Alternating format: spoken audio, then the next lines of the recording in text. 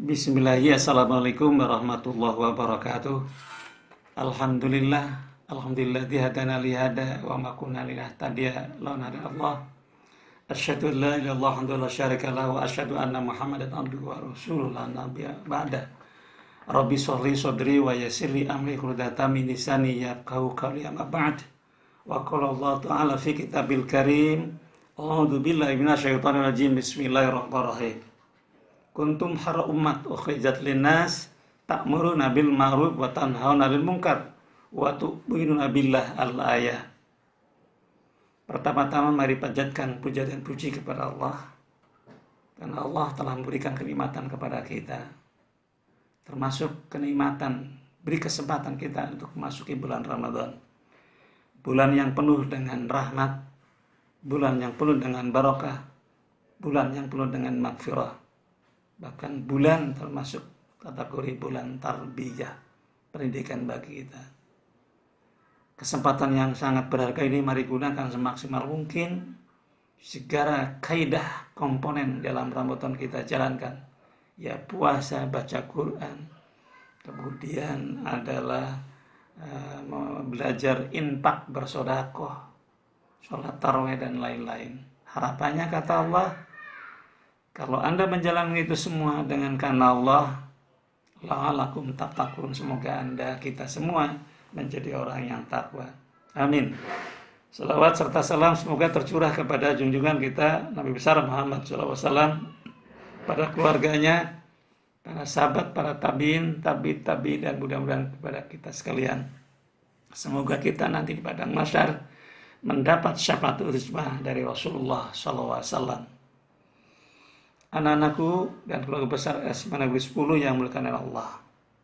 Pada kesempatan ini dalam kitab Akhlaqul Libanin karangan Uman bin Ahmad Barza dalam bab 6, saya mencoba untuk mengupas tentang Al-Wadul Amin, anak yang jujur.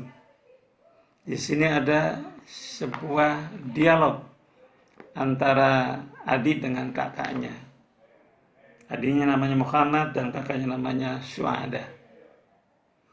Muhammadun waladul amin, Muhammad seorang anak yang jujur. Ternyata kelihatannya ada dua yang dia pegang kunci kejujuran dalam konteks ini. Yang pertama, ya khatullah, dia takut kepada Allah. Saat sendiri maupun banyakan. Saat terang maupun gelap. Dia tidak melakukan perbuatan yang dilarang oleh Allah. Karena Allah, dia yakin dalam Al-Quran, As-Sami wal Basir, sangat maha mendengar dan maha melihat. Maka gerak-geriknya hamba Allah siapapun akan terpantau oleh Allah. Saya sedikit cerita dalam komponen ini. Ada seorang pekerja kebun jeruk yang dia lama untuk ngurusin jeruk, seorang kaya ini yang luas. Suatu ketika anak pengusaha itu, putri itu, meminta jeruk yang manis kepada tukang kebun tadi. Tolong ambilkan jeruk untuk saya yang manis. Ambilkan. Ternyata dimakan asam. Bang, tolong ambilkan yang manis. Cari lagi. Kasihkan lagi. Tetap asam. Sampai marah ketiga kali, tolong ambilkan yang manis. Cari lagi yang kelihatan mau dia adalah manis. Kasihkan lagi. Ternyata juga, bang ini asam bukan manis. Saking kecewanya putri seorang pengusaha itu mengadukan ke ayahnya. Panggillah si Pulan, tukang kebun itu. Menurut cerita anakku, Anda suruh ngambil itu jeruk manis, ternyata dikasih asam. Apakah tidak tahu Anda itu mana yang manis, mana yang asam? Tukang kebun itu menjawab, saya tidak pernah memakan, sehingga saya tidak tahu mana yang manis, mana yang asam. Pengusaha itu tertegun-tegun. Di saat bangsa kita ini tentang nilai kejujuran yang sulit, maka dia bayangkan ada sosok orang yang sederhana, bahkan pekerja yang sangat jujur. Subhanallah. Mudah-mudahan kita minimal jadikan pelajaran itibar yang tadi saya sampaikan. Kemudian yang kedua, waya tamilul amrah. Ya, dan dia mematuhi segala perintahnya, perintah Allah. Baik yang wajib maupun sunnah. Puasa wajib, puasa sunnah. Sholat wajib, sholat sunnah. Dan seterusnya. Termasuk zakat. Infak yang wajib dan infak yang sunnah. Dia jalankan. Semua perintah Allah dia jalan sebatas kemampuannya. Di sini diceritakan dalam satu keterangan wadata yaumi qalat ukhtuhu Su'ada. Pada suatu hari berkata kakak perempuannya yaitu Su'ada, ya akhi, wahai saudaraku, inna abana qad kharaja minal bait. Sesungguhnya ayah kita telah keluar dari rumah. Bahalluma bina naftah hizanatat ta'ami. Maka marilah kita buka lemari makanan. Litakula ma fiha, untuk kita makan apa-apa yang ada di dalamnya. Kata siapa? Kata Su'ada, kakak yang perempuan itu. Kemudian apa? Binal ma'kulati ladidah. Untuk apa? Untuk dimakan. Dari itu untuk dimakan yang lezat-lezat itu. Pak abuna la yang duru ilaina. Karena ayah kita tidak akan melihat kita. Kemudian adiknya itu fa'ajabaha Muhammad. Maka menjawab Muhammad, hakikatan ya ukhti, hakikatnya benar saudaraku. In abana la yang duru ilaina. Sesungguhnya ayah kita tidak melihat kita. Walakin ama ta'lamina. Akan tetapi apakah engkau mengetahuinya? Innallaha alladhi yang duru ilaina. Sesungguhnya Allah lah mengetahui kita.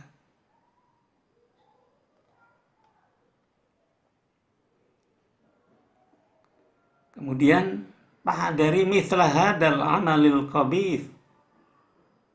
Maka berhati-hatilah semisal perbuatan terlihat kita ini li'annaki law akhadti syai'an bighairido abika.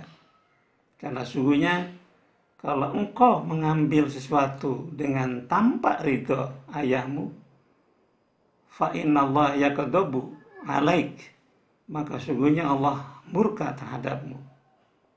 Kemudian yang lain wasaufa yu'aqibuk.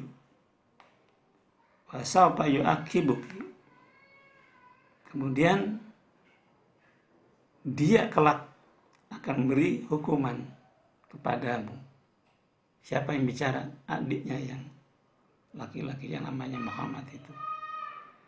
Disinilah suatu dialog singkat antara kakak perempuan dan adiknya namanya Muhammad tentang sedikit kasus dalam kehidupan. Ternyata kedewasaan bukan diukur dari sisi senior dan junior, bukan diukur dari ketuaan seseorang. Ada yang masih SMA, dalam sikap dan tingkah lakunya dia mencerminkan kedewasaan yang luar biasa. Ada yang usianya yang sudah cukup. Bahkan kalau dia di dalam kehidupan kita melihat, kita sholat Jumat, menurut kita itu orang yang cerdas, berdasi, dan profil bajunya luar biasa. Tapi begitu imam khotib menyampaikan khutbahnya, dia ngobrol di dalam sholat Jumat tadi. Padahal itu pelanggaran dalam sholat Jumat itu. Karena dalam hadis Rasulullah, jika khotib sedang menyampaikan khutbahnya, kemudian jika dia bicara diam, maksudnya ada temannya yang bicara, dia ngomongnya hanya diam, bakut lagu Zumatalah, maka sholat Jumatnya akan tidak dapat pahala sia-sia, akan lepaslah sholat Jumatnya. Demikianlah tentang bab tentang Al-Wadul Amin, mengisahkan dua saudara kakak beradik yang menginspirasikan bagi kita. Harapannya adalah kita menjadi orang-orang yang jujur, karena jujur adalah kunci daripada keberhasilan manusia menuju pada sang Khaliknya, yakni Allah SWT. Dalam sisi yang lain, ada kisah yang tentunya kaitan dengan kejujuran. Suatu ketika di sebuah pesantren, para santri protes karena ada satu santri yang memang disayang oleh kiainya. Santri yang lain mengatakan yang banyak itu, Mas Kiai, kenapa kami diperlakukan berbeda dengan yang satu itu? Pak Kiai bilang memang ini berbeda. Nah, ini kalau disamakan justru saya dolim, kata Kiai tadi. Jadi samakan itu dalam konteks yang mana? Karena dalam kaidah adil itu menempatkan sesuatu pada tempatnya. Anak ini beda dengan Anda semua. Beda bagaimana? Baiklah, kata Pak Kiai. Kalau gitu saya uji. Ambil tuh di kandang tuh. Apa? Ayam masing-masing. Katakan 100 orang. Kemudian Anda pegang itu pisau satu-satu. Tolong perhatikan kata-kataku dengan teliti, dengan detail. Anak-anakku para santri yang saya cintai, kata sang kiai. Ambil itu ayam, bawa pisaunya, Anda cari tempat. Dimanapun Anda berada yang kira-kira yang tidak ada yang mengetahui. Masuk ke gua, masuk ke pekarangan, ke hutan. Pokoknya yang dianggap Anda tidak ada yang mengetahui oleh siapapun. Semua lari mencari tempat perlindungan, mencari tempat untuk menyembelih ayam tadi. 99 anak itu pulang itu ayamnya sudah mati, sudah disembelih. Tapi yang satu yang disayang oleh kiai itu masih hidup. Kemudian ditanya oleh Pak Kiai, bahkan anak itu menangis depan Kiai. Pak Kiai, saya nggak bisa melaksanakan perintah Kiai. Kenapa?